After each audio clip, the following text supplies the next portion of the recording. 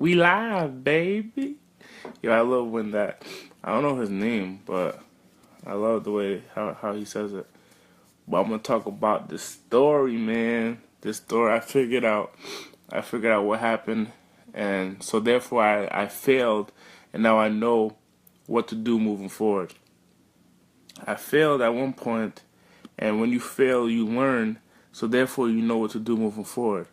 And now I'm gonna tell you what happened, how I failed. So I'm gonna go through a story with you, how I failed, what I learned from that story, and what I'm going to do moving forward to allow me to not fail again, so that I make sure I win.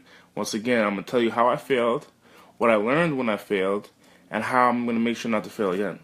So this is what happened. A few months ago, not even 3 years ago, 2014, I was on a bodybuilder's diet with Audate, the sports nutritionist. I had a sports nutritionist, and he was teaching me the ins and outs of eating correctly, looking at the back of the nutrition facts, and understanding how to read the nutrition facts, and how do bodybuilders get the physique that they have, and the type of diet that they have. And it's called the micro and macronutrients. So I was focused on the macronutrients. I wasn't focused on calories and having a calorie deficit. I was focused on only feeding my body exactly what it needs to the ounce of food. So every single day I had to weigh my food. I would have chicken, I had to weigh the chicken. I have rice, I would have to eat only 3 ounces of rice and 4 ounces of uncooked chicken. When it cooks, it ends up becoming like 2.5 ounces of chicken. So I was going deep down into the understanding that what was going into my body, and why processed food wasn't good. This was about 3 years ago, 2014. Then what happened was I lost a dramatic amount of weight. I was fit. I was looking real good, and then I stopped focusing on that stuff. I stopped focusing on my weight. I stopped eating my meal preps. I stopped going to the gym hard, and then I gained my weight back. Okay, that was 3 years ago. Now I moved to California, so I knew I'm in a new area. I want to work out again. I want to look good again. So then what do? I go back to what I know, and I go back to my bodybuilder's diet. When I go back to my bodybuilder's diet, it was a struggle for me to get on it 100%, because the bodybuilder diet is literally rice, chicken, broccoli, and maybe some other vegetables. And each meal, I would have 6 meals in a day. One of those meals is a protein shake. 2 of those meals is a protein shake, and another meal is a protein bar. And the rest of the 3 is, one is a ground turkey, 4 ounces of uncooked ground turkey, and then 2 meals of 3 ounces of rice, 2.5 ounces of cooked chicken, and 4 ounces of vegetables. So that was what I was eating every single day. And now when I was eating that every single day, it was getting tough because it was kind of blah. It was like blah. The same food, you know what you can eat tomorrow, you know what you can eat later on tonight, and it was just becoming so disgusting. And on top of that, my roommate he was eating a lasagna, my favorite foods, pizza, cookies, all that stuff. That's what he was eating. And I was like, man, it was getting tough. So I'm eating this healthy food, and my roommate's eating not good food. And I get excited when I get the opportunity to cheat. So I had a cheat meal once a week, and I get excited when I had the opportunity to cheat. So when I realized that it was hard for me to get back onto my diet. So I realized I gotta stop cheating. I learned something was that I can't cheat. Like, cheating in the beginning is not good for me because I tend to go back to my old ways. So I failed, I learned, and I moved forward with what I learned. So now that's one thing that I learned, right? The next thing, I'm gonna go into the barbecue sauce story.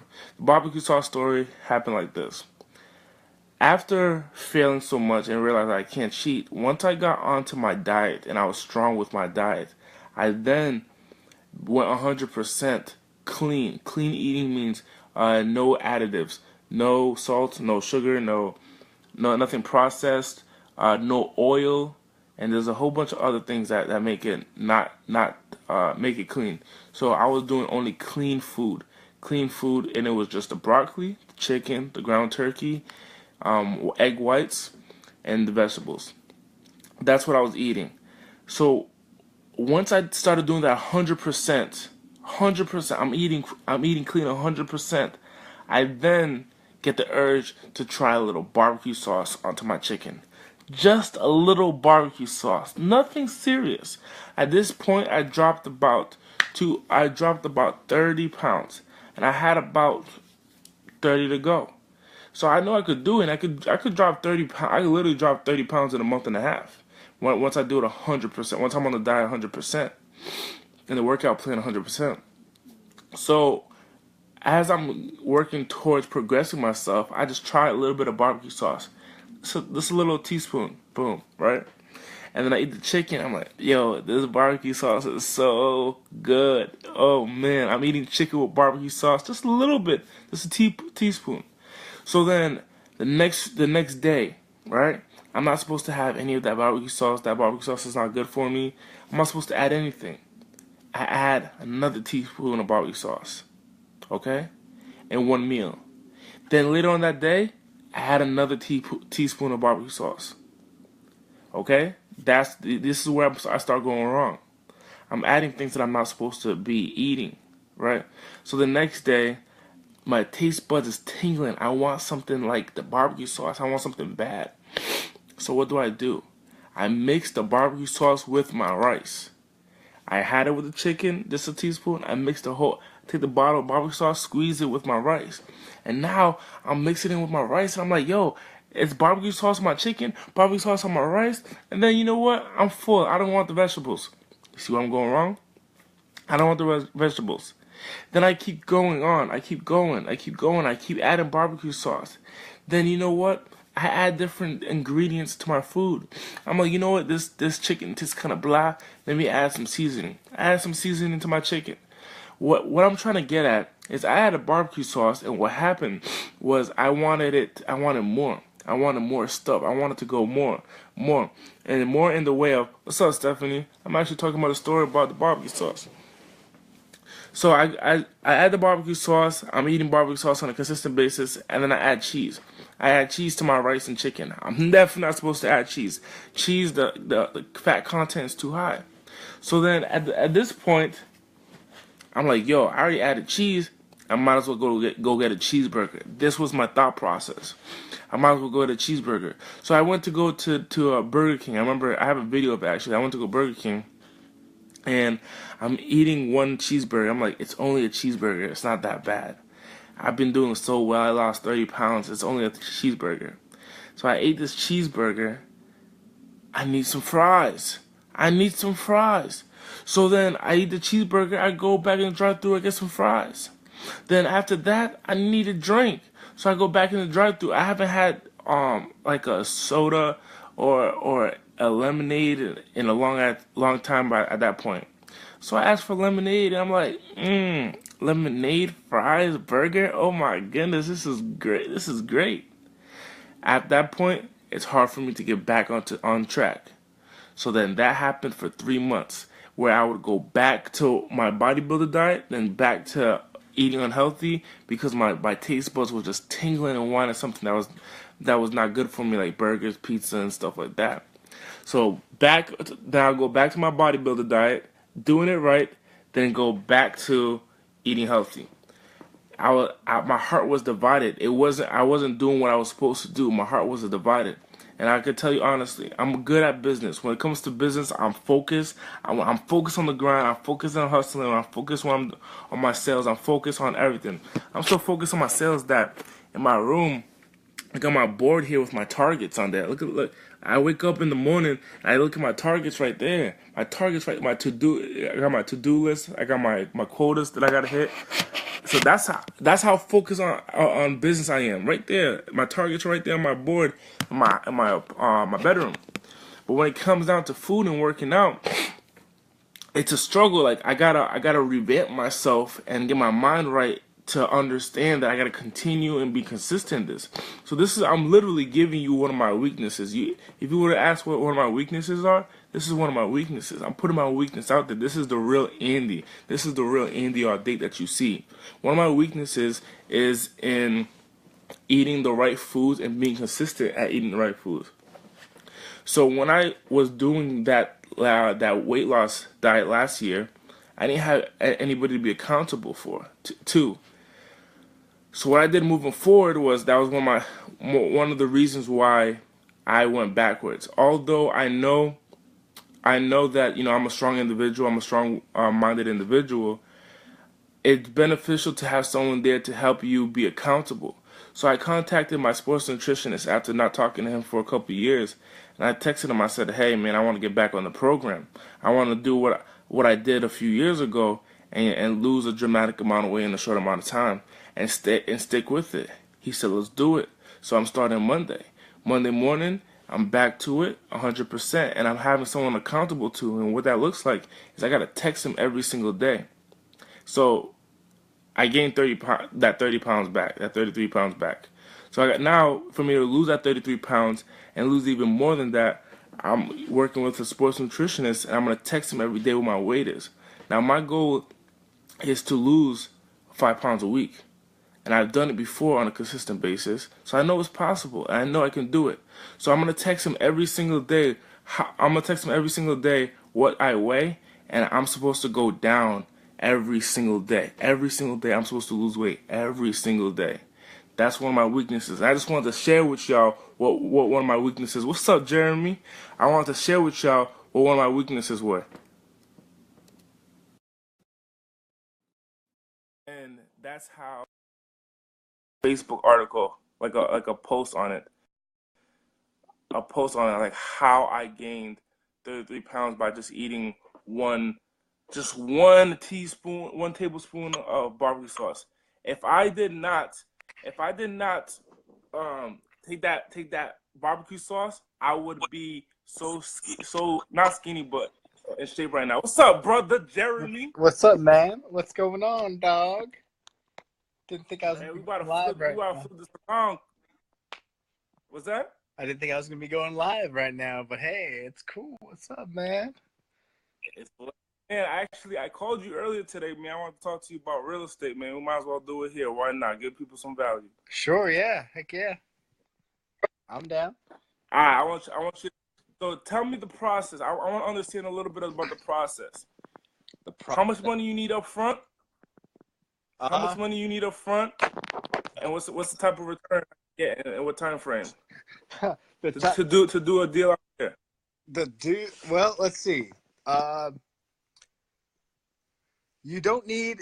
You don't have to have money up. I mean, you gotta have some. You gotta either have your money or someone else's money. That's the thing. So, but like for my first deal, the way that I did it, like, was basically I got seller financing lined up. So the seller owned the house free and clear, and then I made him an offer, a cash offer, and then I made him an offer where I would pay him some interest every month for 6 months, and then I would pay him off everything at the end after I sold it.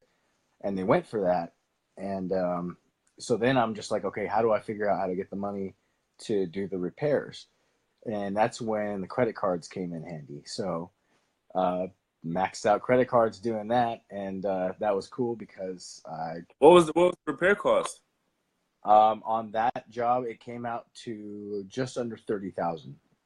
So between the cash I had and maxing out credit cards, which is most of it, like was able to get it done, and then and just kind of go from there. And then you have some capital at that point.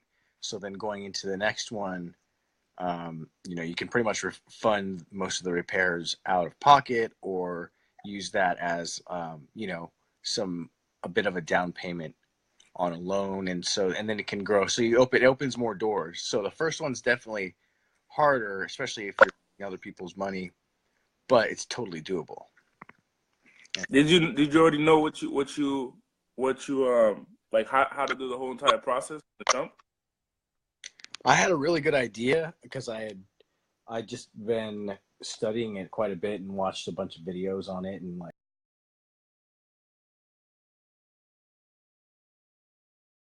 Okay, we losing them there. We losing them. beforehand. Is that me? Okay. Ah, what's up, everybody? Wait, I think we lost you there. Oh, can you hear me now? We lost you there.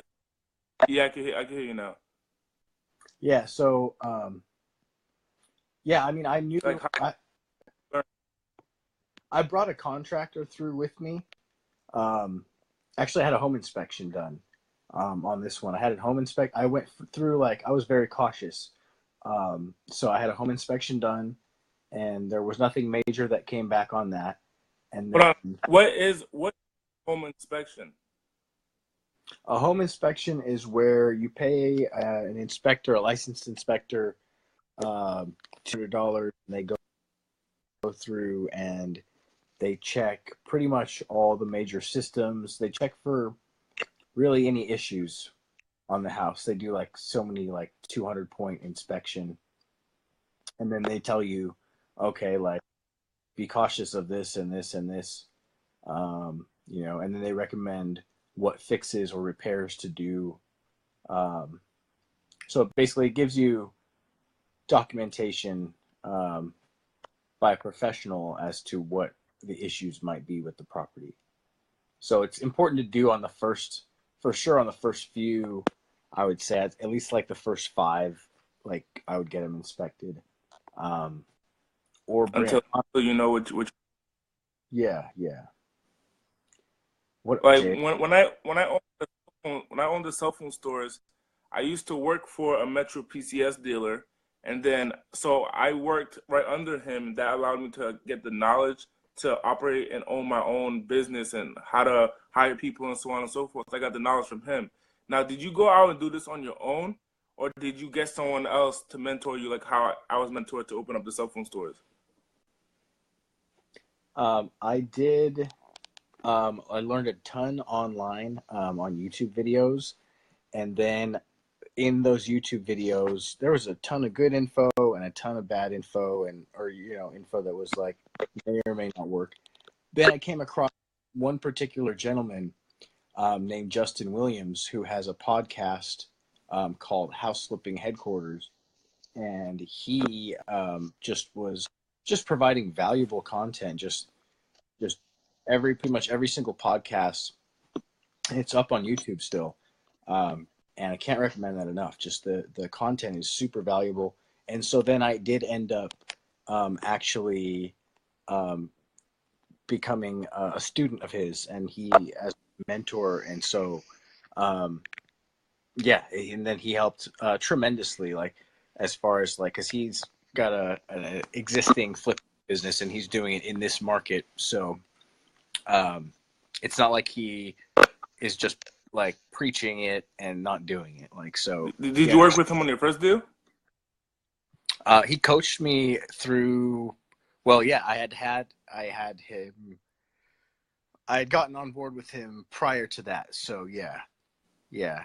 Um, so basically, Oh, instrumental the first few deals. Like it was very very beneficial to be part of um, just his group and just have access. Like it was an online course, and I was able to go back and reference to the parts, where I needed to touch up or brush up on as we were going through through the stages of it.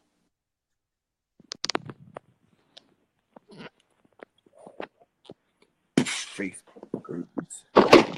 It's the late show. is that? I hear you kind of like sticky, and I wonder if that's my phone or yours.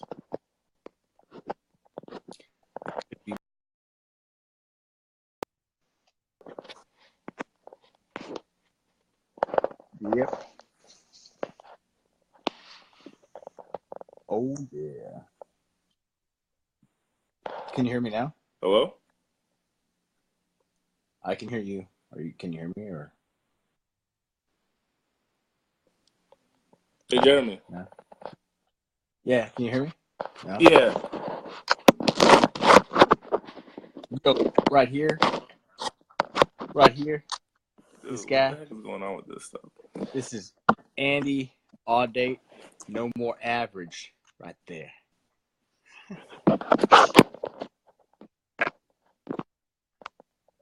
What's going on? Terry just checked in the house. Susan joined on. What's up, Susan? What's up? Jeremy? Yes. So this is house flipping talk, house flipping pillow talk.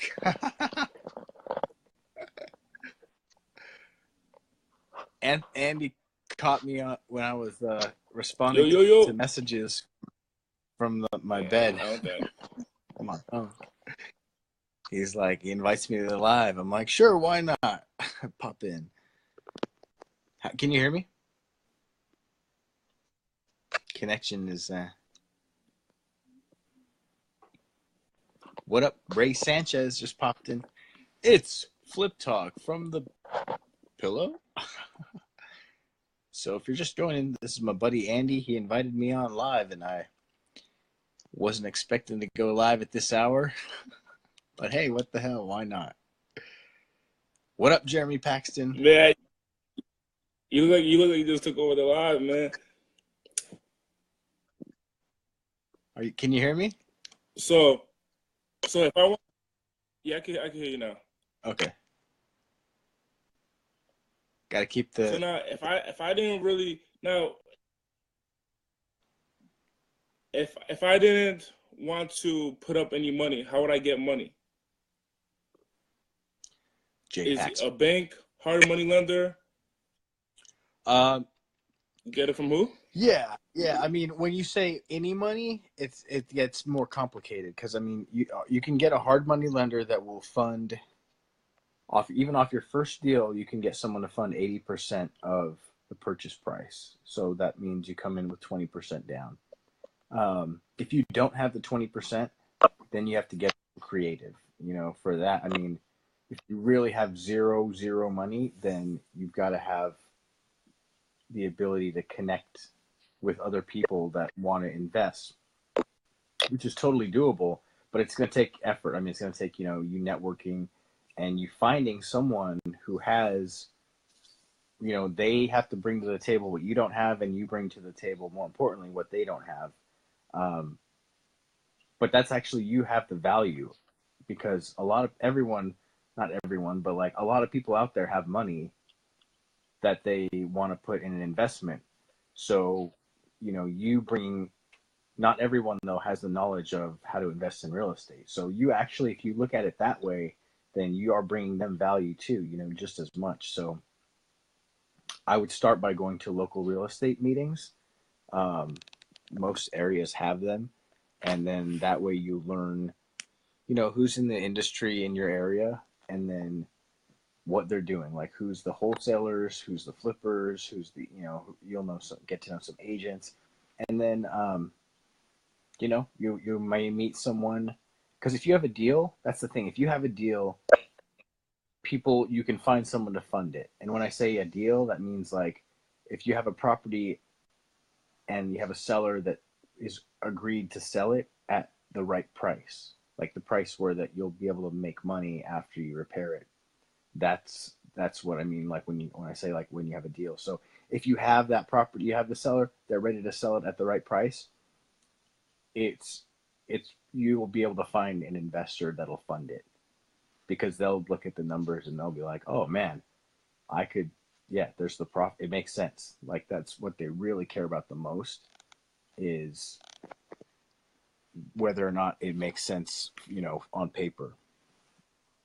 So you're saying that somebody could do a flip, and the flip, how long does it take? 3-6 months? Yeah, I'd say give yourself 6 months. It shouldn't, and it doesn't have to take that long, but definitely at first, for proper expectations, it should be about 60 to 90 days renovating it. And then, depending on your average days on market in whatever market you're in, from there. So someone could literally have $0 and do a flip. You can have, well, I mean, the money's got to come from somewhere, right? So, but yeah, I mean, you can, if you can. Yeah, but it's possible for the flipper to have $0, but he has to find investors. Yeah. Oh, absolutely. Yeah. If you can go out there and locate the property, locate the deal, and you bring that portion to the table, and then because that's really where the most value is in finding the deal. So like if you can bring that to the table, then an investor will be interested. Um, and then depending on how juicy it is, then you may have to obviously split a little more, or work more with the investor if you're not bringing anything to the table other than the deal. But part of how's the saying go, like half of something is more than 100% of nothing, kind of thing. So Jay, Jeremy Jackson asked, "Do you spend all your day flipping houses? Is it a full-time effort, or is it doable part-time with another primary income?" That's a good question. yeah, that's a great question. I for 2 years I did it part-time while I was working a full-time job. um, and then after 2 years I had enough experience and enough confidence and also enough capital that I knew I could break free from my job that I'd been at for 11 years. So, and where I was getting that paycheck every 2 weeks, it wasn't easy for me to like leave that. So I really made sure I set the stage. But yes, you can absolutely do it part time. Um, Now I do spend all my day with related to real estate. Yeah, it's all real estate related on some level, or related to the Friendly Flipper brand or whatever, which is all real estate. So, but that's just Now, for the person that say they just got fired from their job or they just quit their job and they're like, "Hey, I want to go into real estate." How can they start getting capital as soon as possible? Someone was talking about wholesaling, but speak a little bit about that. yeah, wholesaling is a great way to make chunks of cash quickly, um, with the least amount of steps involved, I would say. Um, because you're not actually doing the whole flip. Basically, what wholesaling is okay, the seller is going to agree to sell you the property at, it's worth, after repairs, it's worth 200,000. They're willing to sell it to you for 105. And then and these are just fictional numbers. And then you find an investor, it's going to take 35,000 to fix it up. Um, so then after an investor puts 35 into it, that's 140. So you say, okay, Mr. Investor, I'll sell it to you for 5,000. You can buy this piece of paper that gives you the right to buy the property at 105. So the investor spends the 105 plus your 5 fee, so 110 plus their 35 to fix it. So they're in at 145. Then they can now, then they go through and do the flip. They sell it for 200. They make their profit, which is probably like, 40 grand or so, 35 after their commissions. You make 5, which is, a fraction of that. But all you had to do was sell a piece of paper. So all the effort on your part was just going and, If that person doesn't buy the paper, if Mr. Investor doesn't buy the paper, am I stuck with the house? you are not, you are and you aren't. Um, that's the thing. If you get the property at the right price, you'll be able to sell it no problem to an investor. So it's important to know what price they want to get it at. But at the end of the day, that's shouldn't be a fear of anyone's that they won't be able to get rid of it, because if you have to back out of the contract, you're only going to be out your earnest money deposit. And when you're doing this as a wholesale type of thing, you're not having to play by the rules of the banks where they want like a 1% deposit or $3,000 down. You can do a contract for $10. Like I use $10 on the first mobile home, or manufactured home that I did a wholesale deal on. you write the contract and you have to attach some monetary value to it for consideration. Just $10 bill with a paper clip, and so I couldn't get rid of that one right away. Actually, I couldn't. I had to go back to them and get an extension after 60 days. But you kind of just got to cross those bridges as you go and not be afraid that it's not going to work out, because you if as problems arise, you come up with solutions to fix them. What up, Terrence? Gotcha. What up, Rob?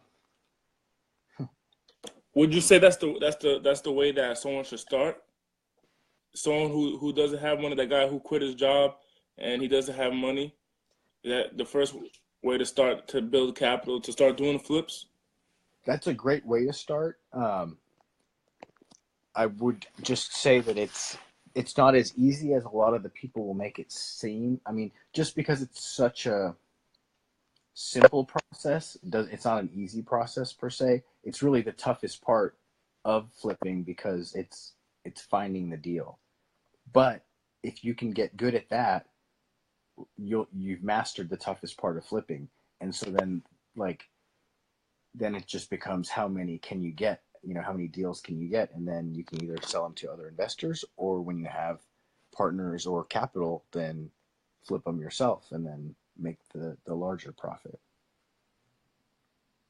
Okay, so let me ask this based on my research, just kind of just like me dibbling and dabbling, asking people like yourself. Sure. So if is the process kind of like you start out wholesaling, then you go to flipping, then you end up doing buy and holds?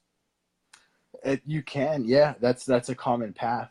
Um, that's kind of the path that I'm going down right now. In fact, however, I'm also considering doing more wholesaling too, just as a part, because wholesaling, even though there's not as much profit per deal, it's because it's such a simple process. You can do a lot more of them if you can get the lead. But yeah, I think the combination of stacking capital, stacking chips, like that's my strategy right now. My big long-term plan is do wholesale and flips to stack cash and stack capital, and then once I have enough built up, put that into apartments and things that will bring in monthly cash flow. So then I'll be set. And then once I'm in that game, playing at that level, then can do cool things like flip apartment buildings, and by going in and increasing the or decreasing the vacancy, filling up all the tenants and making sure they're managed correctly. So I have a relationship with a real estate investor. He's actually one of the speakers at the sales growth conference, and his strategy is he has a whole bunch of single family homes, but Grant is like, don't ever buy a single family home. So Grant's like, don't buy single family. This guy has a whole bunch, like he has a couple hundred single family homes. Yeah. What would you say? That's your route to take as far as the buy and holds. Oh, it depends. I think for my route, I mean, I see the advantage in both. Like, if you're going, I guess if you're going for appreciation, depending on where they're at, like if you buy single family homes in California, odds are over time, they're going to appreciate in value quite a bit each home. If they're in the Midwest and you're buying them more so, for cash flow, then they're not going to see that much appreciation. I mean, even a $50,000 home, if it goes up 20%, it's going to be worth what, 60,000. So there's a lot more maintenance with each individual door. That's with each individual house. That's the thing where I see the advantage in apartments and multifamily is that you have one roof. Granted it's bigger, but compared to, each, if you had 100 houses or a 100-unit building, the roof's smaller on the 100-unit building, there's still four sides to the building, or however many sides, so there's a lot of costs, I think, that are spread across, each door is cheaper when it's in a building versus it being its Right. own standalone place. So, I think it just kind of depends. My personal strategy at this point, and I'm not at that point yet, but would be, so far it looks like apartment buildings would be the way to go for me. But then if I'm doing it on a smaller level, maybe if I have 5 paid off houses, and you're making what, 6 to 8,000 a month off 5 paid off houses, like that's great too for some people too. So that might be a great strategy for someone else. It kind of just depends on, I think, a bunch, like each person's situation too, where they want to go with So it. the direction that you would go in is multifamily apartments. Yeah, because I want to get. I want to get on that Grant Cardone level of doors, like 4,000 doors. Like, if he's setting the mark there, then I got to get at least there. Like, so. Dude, that's dope. That's dope, bro. That's a lot of nuggets, man. You didn't even drop a nugget. You dropped the whole chicken over here.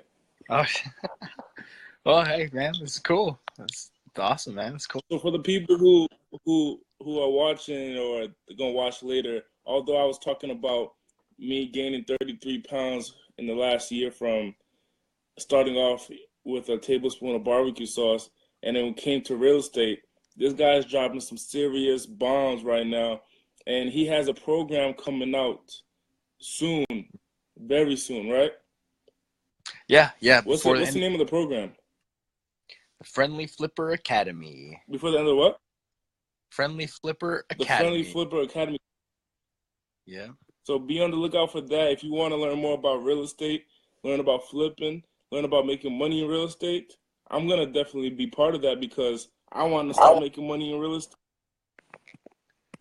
Dude, I love it, man. I love it. It's Appreciate real. your time, Jeremy.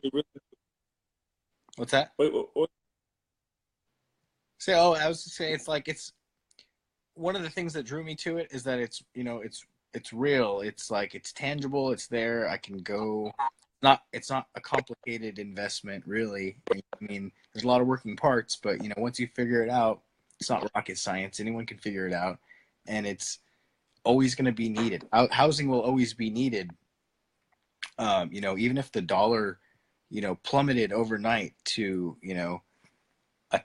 to be worth, a nickel, your house is still going to be worth a house. It's still going to be something. You still have the place. It's a shelter. It's a place to live. So there's a lot of security and a lot less risk compared to a lot of other investments. So I noticed a commonality, like a common denominator between many wealthy men, is that many of them have real estate, and many of them might not go public with it and say, "Hey, I own X amount of properties," but a lot of them have real estate. They own yeah, some type of property. yeah. That's a great point. I mean, even if it's not their main business, they're invested in real estate on some level. Right. Yeah. There are some restaurant owners that follow the McDonald's, the way that McDonald's does their business, and they own restaurants, and they're not even nervous if their main income goes down because they're saying, "Hey, I own the real estate on I own the properties." You put a different restaurant Yeah. in the place, and it's still booming. It's still okay because I still get paid. Yeah. When I was sitting down, we were talking about when I was in the group chat, and I had a dinner with a certain gentleman. He was telling me that he owns so he had a business that was a gym, and when he backed out of the gyms, he owned the real estate on the gyms. So the gyms are now paying him that monthly residual. So he backed out of that business, sold that business, but he owns the properties. That's the So way. strategic, man. Yeah, that's awesome. And what one of my my professors said that McDonald's isn't in the business of, they're not in the restaurant business, they're in the real estate business. Like they own more real estate than like any one company like in the world. Insane. I don't know if that's 100%, but it's like they own, like they're way up there. Like they own a ton of real estate. Like, so If they own the majority of all their locations, like all their standalone locations, because yeah, I'm sure they don't own the malls that they are in, but if they own the majority of the standalone locations, even though they have franchisees, the franchisees well, are yeah, still paying them a percentage of income plus the lease. yeah, yeah. They're just, they got it figured out. It's the way to do it. I have a deal. I'm getting my feet wet in real estate, and I'm looking at a deal with the Bank of America in Florida. And what happens is with this Bank of America is their rent is going up. I want you to actually enlighten me a little bit on this. So their rent is going up, and the reason that we're going in on this deal is because we're gonna buy it at a certain cap rate with the way that their current rent is, and then in 2 years their rent's going up. I think 15% or 5%. I'm not too sure. And after the rent goes up, we can sell it for more because the cap rate is now higher. Yeah, Enlighten me a little bit on. yeah, Is this yeah, normal in the game? yeah. So commercial real estate, basically anything that's 5 units or more, um, they pay a lot more close attention to the cap rate when it comes to the return, and the appraisal and the value of the property is based a lot more on the cap rate than comps. It's still comps still playing a factor into it, but not in the way that they do like like a single family home or even a duplex or triplex or 4 unit deal. So the way they usually calculate that is um, 10. It's so like your income is the value of the property is 10 times worth, like this is like general rule of thumb, value of the property is 10 times what its annual income is. So if its annual income, net operating income, if its annual income was say $6,000 a year, maybe there's 6 units and they're nice units and they're $1,000 each, so it's 60,000. Oh no, that's, my math is off. So we'll say it's 60,000 a year, however many units there are, and then 10 times that is 600,000, right? So, um, in theory, it would appraise probably somewhere in that range, kind of like, that's just to kind of give you like, just to draw some lines in the sand, right? Then if you So it's going increase, by the appraisal. so yeah, so the value basically is the value of the property is based on how much income it generates. That's like the main thing. Because then if you can get that same, say it's generating $60,000 a year, but half the units are vacant and half the tenants are, of those tenants that are there, aren't paying their rent on time, or maybe they owe some rent from past months. So it's only bringing maybe 60,000 is only really half of its potential. So if you go in and you buy that building and it's underperforming, and you put new management in place, you fill it in the vacant units, you bring rent up to what it should be, what's fair for the market. If you're not charging that, now it's bringing in $90,000 a year. So then the value of that building is going to be much more than 600,000. It's going to be closer probably to the $900,000 price point now. So that's the difference in kind of commercial and like 5+ unit buildings and single families, is that they base the value on the income that the asset produces. that makes sense. The only thing that I would have question about is just the fact of like how quick that can change. Like a tenant who pays the majority of the income, what if they just drop after you purchase the property? So there must be a way to safeguard yourself from going into a bad deal like that. Is there?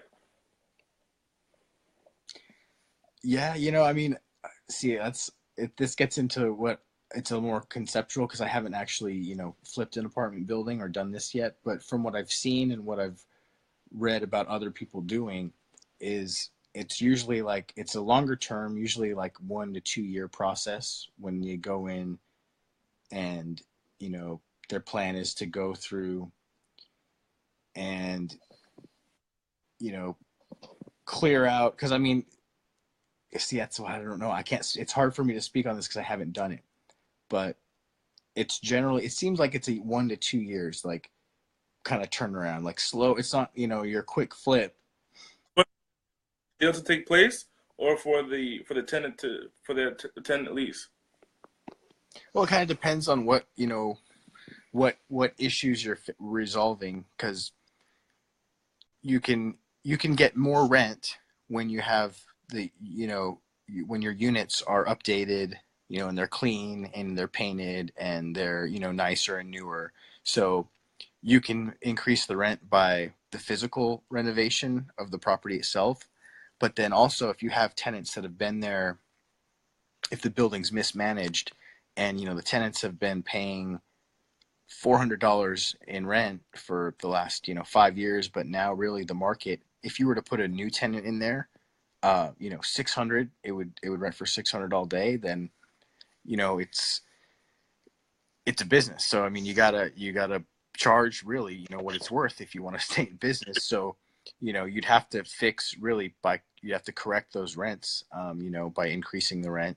Um, maybe over time for those existing tenants that are good, but like, the ones that aren't paying or they're not, paying consistently, you may just need to get rid of those and then um, just fill in pretty much, you kind of flush it out and fill the building up with solid tenants, a solid property manager, solid maintenance, make sure everything, any of the deferred maintenance that's been put off is done, and